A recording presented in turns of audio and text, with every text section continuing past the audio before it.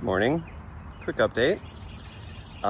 Took the car out because I got all the break-in things done on my motor, or rear end.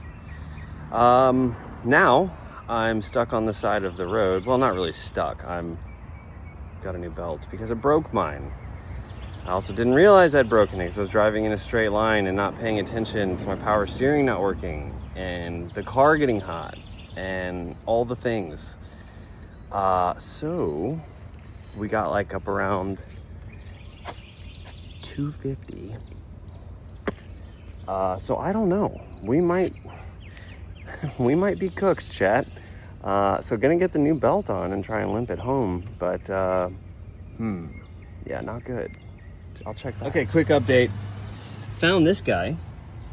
It's probably why my belt came off. Look at that. Just straight off. This still spins too, which is wild. Look at that. Help me understand. Hot rodding. Quick update. Walking to my house to get my trailer.